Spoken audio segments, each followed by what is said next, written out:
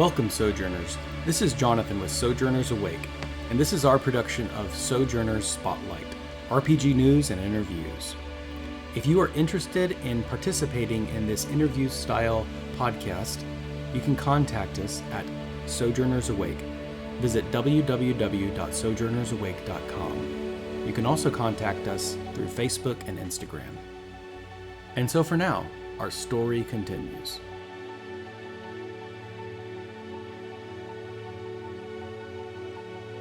Well, I'm Jonathan with Sojourners Awake, and this is our production of Sojourners Spotlight, RPG news and interviews. We discuss tabletop and role-playing games from a storytelling perspective. And the Sojourner we have at the table today is... Brandon. Hey, Brandon, and you play Bramble in the Avernus game, and you are currently playing Hawkins in the Bookish and the Brave. So we all want to know about Hawkins. I want to know that first question. Tell me about Hawkins and how Hawkins fits into the current party. Hawkins is definitely on the bookish side of the Bookish and the Brave. At least that's how he perceives himself. I think we've seen him take some actions that belie some bravery. He several times has sort of put himself between danger and someone that he perceives as more vulnerable than himself. The problem is he knows he's very vulnerable. So he's going to be growing into a tactical role. My vision for him is to be a fighter battle master, and really to lean heavily on using the battle master maneuvers to give his companions advantage, or let them get an extra attack, or get into position, something like that. I think he's going to be a pretty selfless player on the battlefield. As far as how he fits into the team dynamic, I'm not sure. So, besides class, I know that, healthy RPG groups usually have a tank or someone that can take a ton of damage and still walk away clean. Then you have the DPS, which is usually like a ranged attack or someone who can do a lot of damage at one time. And then you have the buffer, who usually acts as some kind of support or healer. And then you have the utilitarian, which fixes all the other problems. It's kind of like a jack of all trades. I wonder if you're playing Hawkins a little bit like that buffer. Yeah, I think, as a fighter, if he goes all the way to level 20, I don't know how far we're going to go, but we'll see. If he does, he'll have 4 attacks on a turn with the fighter's multi-attack. So he definitely could be crossing into the DPS at some point. But yeah, I think at least at first, maybe for the middle levels, the early and middle levels, he's going to be thinking of himself as sort of that buffer class. Yeah, and I've watched you play, and you play that operative very well. Like, you give advantage or find clever ways to strategically lean the battle to the player's side. I think it's been hard in this game because I got so used to Felthrun doing tons of damage and wiping the board clean, and especially in these early levels. We wanted a more challenging game, but there have been a couple times, more than once, where I looked around and I thought, okay, who's going to do the healing? If you were given the opportunity, how would you play Hawkins as more of a healer? Maybe like a war medic, as well as that DPS fighter. Yeah, I suppose even without departing from his from the chart that I have, from the plan that I have charted for him, he could use some of those fighter maneuvers, those battle master maneuvers, to help someone get out of a tough situation. And with the fighter's second wind, and even action surge, there are a couple opportunities um, to be a bit of a tank. So he wouldn't really be healing. There's not a lot Yeah. to heal outside of him, but he could at least prevent someone who's low on health, help them retreat from the front line in a few different ways. And then with the power port that we just heard about him getting in his arm, he can cure wounds once a day. So, okay, yeah, see right there. I totally forgot about that. So yeah, this is a very diversified fighter, which is of course one thing I love about our games is we kind of use the rulebook as maybe a launching pad, at least a starting point. And I know other players can attest to that we've tweaked a little bit of the subclasses to make it more interesting. That was probably one of the most exciting points of the game when I got you to Bald Top Library and I laid out the plan for the 7 points and then said, okay, you guys are going to spend a year in the life at Bald Top Library. This is a place of learning, so pick up some proficiencies, pick up some languages, and you even got to pick up some spells. That was tough, figuring out how to spend those points. Okay. What was something you didn't pick that you considered? Crossbow expert, I think, is the first one that jumps to mind. I want him to be useful with the crossbow. But I'm also, playing him to his character, and I don't think he's ready to be a crossbow expert yet. Maybe at level 4, but probably not. That feat is probably going to come down the road. I guess it makes sense to do it after multi-attack anyways. But, I was looking at that, and having that feat available would encourage me to play him more as a combatant than a support type. I'm sort of taking away the temptation from myself. Also, dexterity, as a fighter, dexterity is his second highest stat. Intelligence is his highest stat. So I've done a few things. I have a tendency to be a min-maxer. So I've done a few things to make myself go away from that intentionally. Well, you have fooled me because Hawkins is not a min-maxer. Yeah, definitely not. Yeah, and I think when we see fighters a lot of times, it can be very tempting just to play the fighter and quite literally just fight. And Hawkins could be mistaken for an artificer. He could be mistaken for a cleric. Like I said, he kind of, at least so far in the combat, he's played very much a support role. Yeah. And I would say maybe letting Vaughn take the lead as the tank, especially. And Sterling, I'm not sure I don't know. I'm not sure what he's doing in combat. Spells, though, I think he's the spellcaster. I wish he was here, then he could make a couple jokes. Okay, so Boshin. We didn't get to spend too much time in Boshin, but let me hear some ideas or some stories that you had in mind for Hawkins' life in Boshin and what that was like. Keeping in mind that Boshin is very much fashioned after a city with high aristocracy. So there's an upper city, there's a lower city, there's the wealthy upper class, and the very wide divide between the working class, which are mostly living in poverty.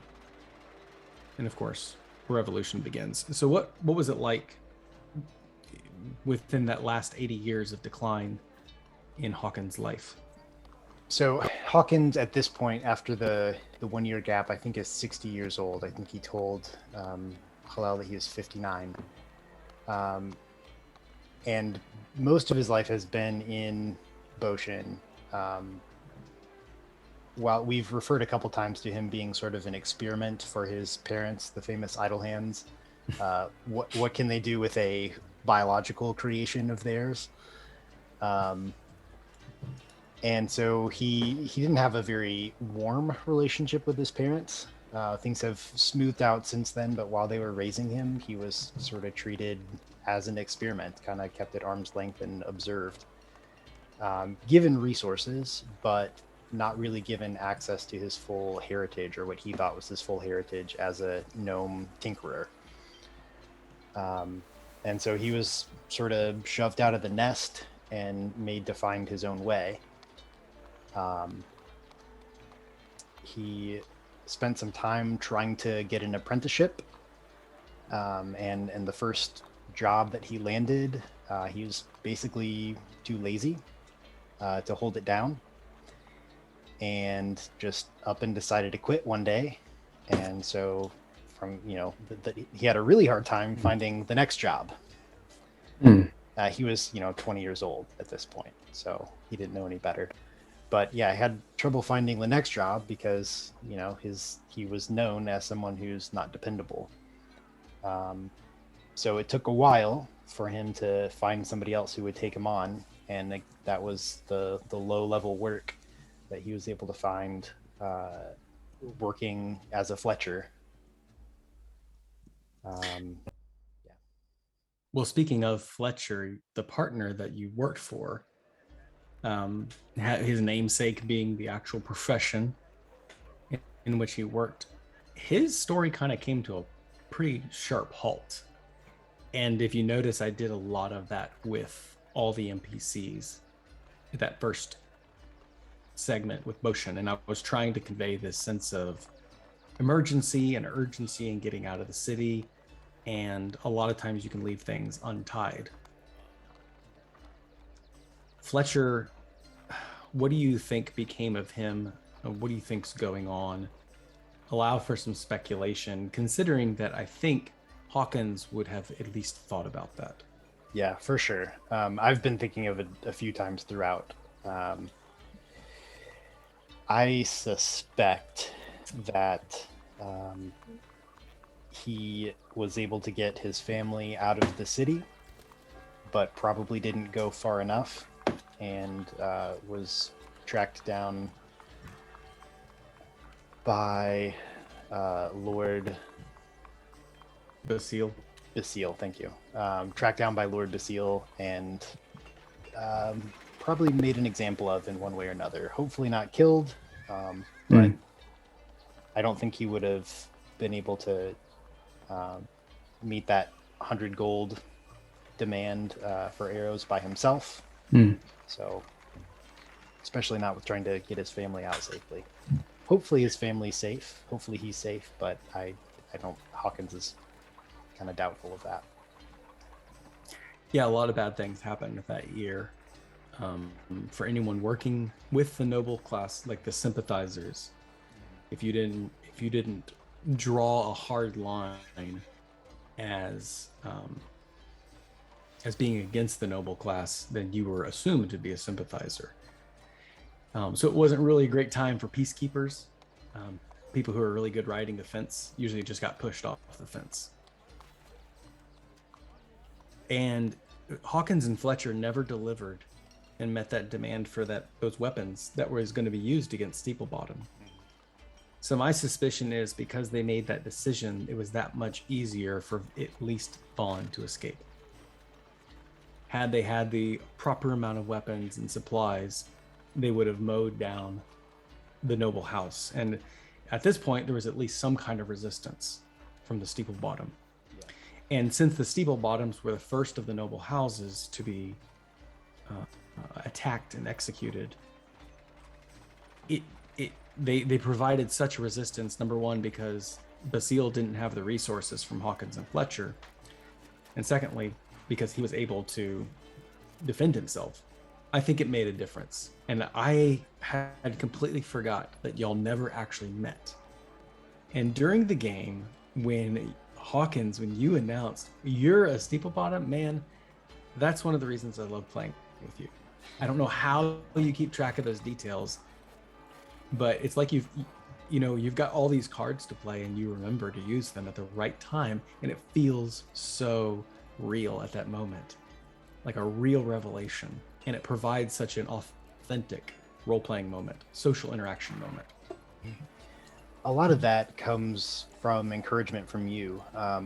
Early on, you sent us a few emails, encouraging us to think between sessions about how we can prepare to interact with the other players. And I don't always follow that to the letter every time, but that at least got me into the habit of thinking I'm going to have something for Vaughn that I can hook into at some point. And I always want to have one or two things that I can, I mean, it's something I do intentionally. It's not, doesn't happen by accident. I do it on purpose. And I think that's good. Like you said, I mean, I think it makes the game feel real. I encourage players to do that because I see, at least in my neck of the woods on the internet, and I see the dungeon masters expected to do enormous amounts of preparation. And there's no rule book that says this is what the player should be doing between sessions. I don't think that's fair. I don't think that the players should be doing as much preparation. I think the dungeon masters take on a very specific role. And having played a little bit in our other game, The Rime of the Frost Maiden, I realize it's a very difficult task to just stay in your lane and assume the role of just one character and not branch out into other NPCs, not branch out into development of plot or story, but to really just play one character honestly, I think takes a lot of discipline. So I don't think the players should have as much paperwork and homework to do, but I think there should be some kind of maybe just 2 or 3 expectations that players should just generally have in culture. And I kind of wanted to take a minute to develop a little bit of those because it is something I've been thinking about handing without overburdening the players, because I want the players to come and have fun. And much like having like a dinner, I want to take the responsibility as a host to make sure the meal happens. But I also want to learn to allow other people to bring savory dishes that they have prepared, because maximum value increases with full participation. The more you invest in something, the more value you're going to get out of it. And I want my players to get the most value. And so that's why I justified, I'm going to send them this little homework for the week and expect them to have a hook to bring to the table, because just there's only so much spotlighting the dungeon master can do. And it's very hard to not be a living, breathing person in the game and ask the player, what do you do? Like, whose voice is that? It's much more authentic. Yeah, it's much more authentic and powerful to have another player look at another player and say, what do you think we should do? So what are your thoughts on that? Yeah, I think it makes a lot of great moments when the players can turn to each other, or even the DM as an NPC who is, with the party, that those kind of prompts flow very naturally, and it feels like storytelling and not like we're, sitting around a grid, right? I don't have anything against battle mats or anything like that, but the story flows best when we are interacting with each other's characters. And spending even just 10 minutes before a session thinking, what's something that I would like Vaughn and Sterling to do for me? What's something that I can do for them? Those are very easy things to think about. It's not always easy to remember to integrate those, in the middle of a session, but at least doing the work of thinking about that ahead of time doesn't take long. But I think it makes for some great moments. Can we generate an example of what that need would look like? The example that comes most easily to mind is something that Hawkins can do for Vaughn, or at least that's kind of how he's thinking of it right now. I would like him to be able to make some enhancements to Vaughn's longbow that he got from his brother. I don't know what that's going to look like, but at the end of the last session, Hawkins asked Vaughn, hey, can I look at that sometime? I'm planting seeds for that.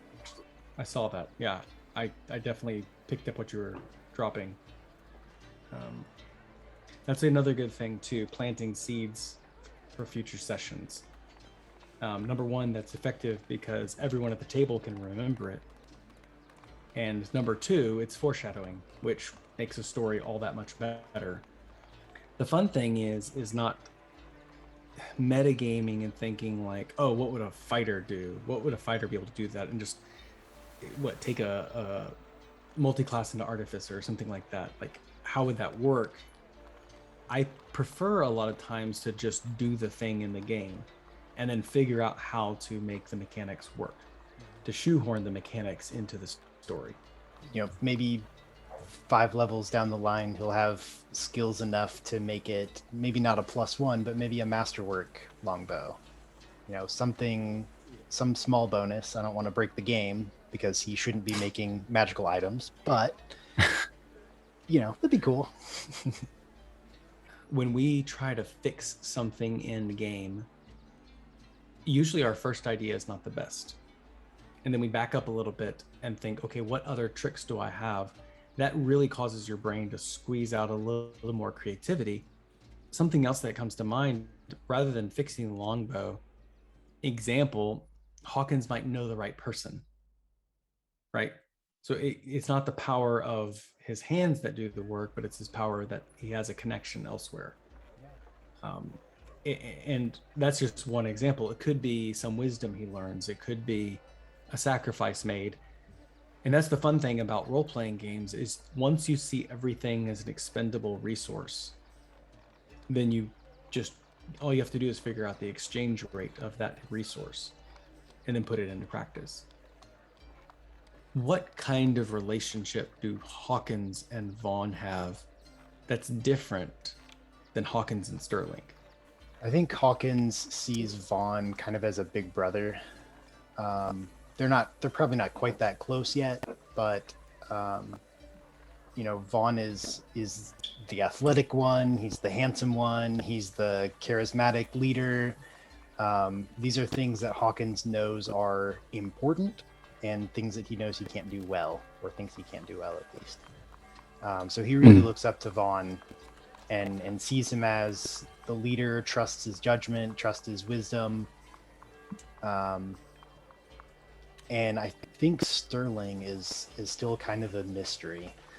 There's obviously a lot of trust between Sterling and Hawkins because those portents have saved Hawkins a lot of trouble. When Sterling says, "Hey, he's coming on your right," and so Hawkins can make the dodge. I will admit that's a spotlight I have not taken the time to really illuminate. We have not really zoomed in to see how Vaughn and Hawkins are reacting to Sterling just calling it with these premonitions. When he says things like that, it might be mistaken as just incredible perception. Yeah, he's kind of an odd dude. Let's take a little bit of a moment and do a thing called Rules Lawyer segment. All I want from you is just simple argue for or argue against. Okay. And it's really just a moment to just get all that argument out and just about the game itself and what might actually be frustrating. Give me a good argument why you should not have healing potions in the game. I personally think that healing in D&D is way too easy. To be honest, I haven't played a game with reduced healing, so I might not like it if I actually did that. But a lot of different aspects of D&D are a decent simulation, obviously not a perfect simulation, but a decent simulation of life, adventuring, combat. But then you suffer a near fatal wound and you get one good night's rest and you're back to tip top. Yeah. And healing potions are magical, right? And so I could see even in a reduced healing world, and I think there are optional rules in the DM's guide about different healing where at a long rest you get to roll hit dice instead of a short rest, and I think a week of off time gets you the long rest benefits. That sounds pretty rough. That's gritty, yeah. But a more accurate simulation of what it's like for a human to recover, and that's not even talking about a broken bone. That's just in an intense fight. So healing potions are magical. I think they're allowed to do magical healing, sure. But I think they can be abused pretty easily, and are just another way to sort of cheapen damage. They can cheapen damage, and they can very quickly stockpile. Yeah. I've seen one time where a player's just got like 4 or 5 healing potions. There's no real threat to combat because they can calculate. You could chug it, knock it down. It doesn't matter. Just like you're unconscious, but we pour a healing potion down your throat and that works. Or it just there's silly things like that I know we derive from arcade games. And I think a lot of times, if you look at the Dungeon Master's Guide, just literally, you would play the game just like a game. You would not be telling a story. Yeah. You would be just pushing in the numbers, casting the spells, take the long rest, go get the quest. It's very much like a video game RPG. The challenge is when you start to stretch that boundary of fantasy into more realism. You have to explore every aspect of the game, like healing potions, and ask yourself, like, how would this fit in a realistic world? What good does it do? One of the problems I have with healing potions is that a lot of times it can cheapen the use of a cleric. Not always, but it's basically a cure wounds potion, which I think is still clever because I've done that in y'all's game where I've given y'all access to spells at the cost of a year. And while that doesn't mean much for you in our world, in the game world, that means there's some consequences to that year just going by. If number one potion is completely different, like you said, Fletcher, I mean, probably not a anything but less than a grim ending for him. There's a lot of development that would have taken place. So yeah, I think when I'm trying to really drive home that suspense and terror of wartime battle, and then someone just Pulp Fiction just stabs the needle in your heart and resuscitates you, you just bounce back real quick. It's like, okay, that felt like a little more like a respawn. Yeah. But that's the hard thing too. With good stories, there is always character death. It's just every book I've read, I'm reading a book right now, and I'm like, well, of course I should have seen this coming. I mean, but I was so attached to the character, he died, and I thought, what? I was so immersed in the story that I didn't see it coming. I wasn't metagaming. I wasn't seeing the big picture. Had I done that, I would have realized the mentor always dies, John. Yeah. It's a story of life. It's our life. There's a lot of truth in that. All right, one other question about rules. So how do you feel about the difference between tracking resources on pen and paper and versus making these periodic survival checks to make sure you're well stocked? I think I would shy away from tracking resources. This is kind of a reaction to an adventure that I DM'd where I was interested in details sort of at that level and had several wilderness survival sessions in a row that my players were over by the end of the first one, and I wasn't really picking up on that. I had this is how I wanted this section to go. We weren't exactly tracking resources, but I guess the point is, if the players aren't interested in that, then don't do it.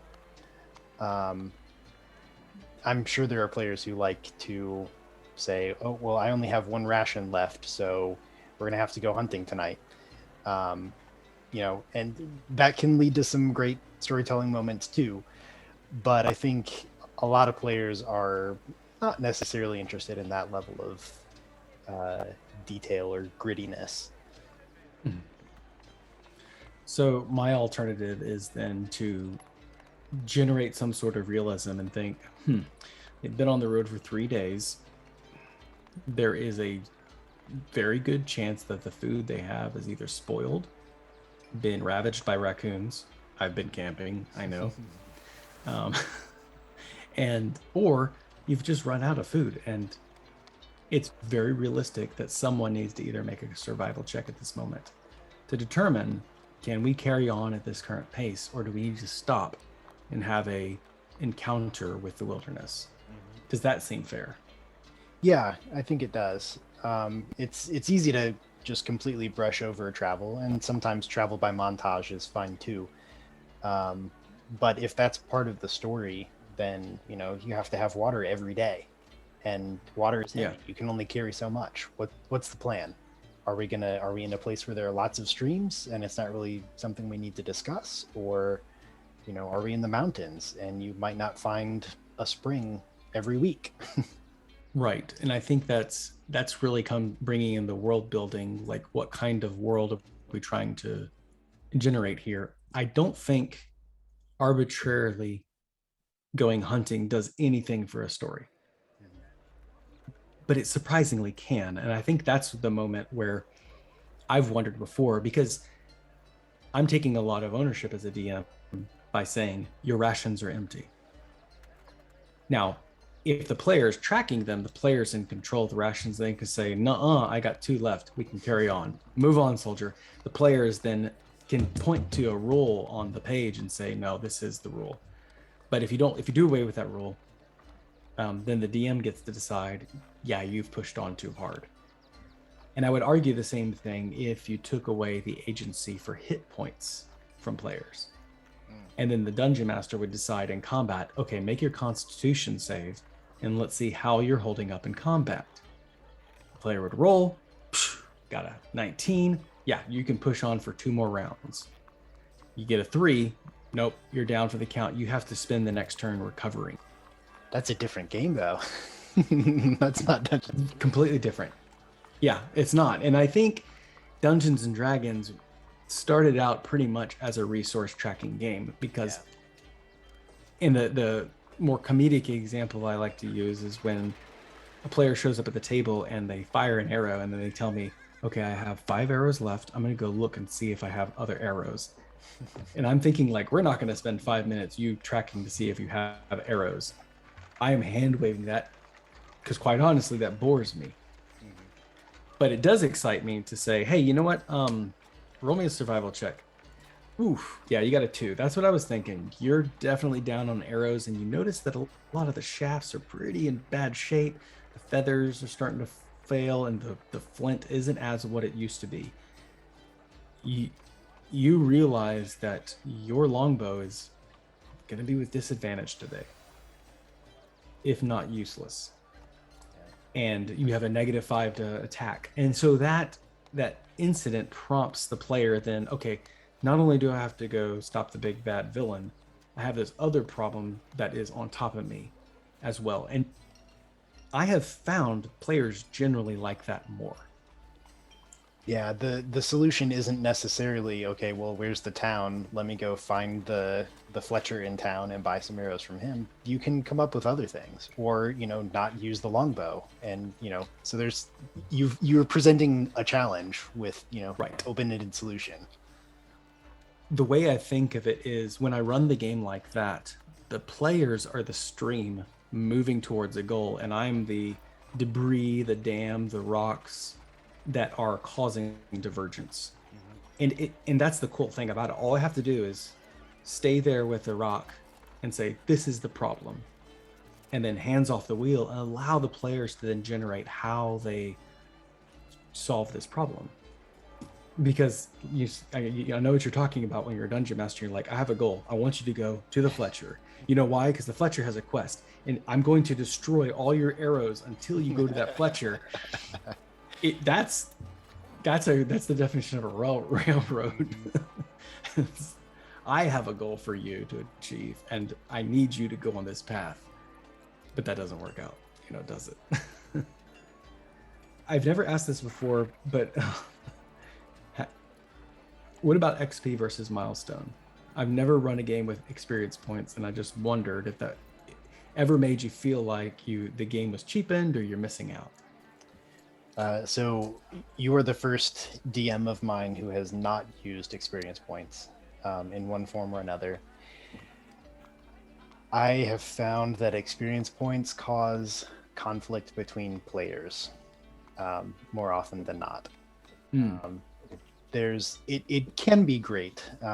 We know Rhett. He played Hay in the Avernus series. He has a podcast of his own, Stack of Dice, and they use a 100 points per level system. So he has found another way to do that, another way to award experience points, and he awards that for things other than just combat.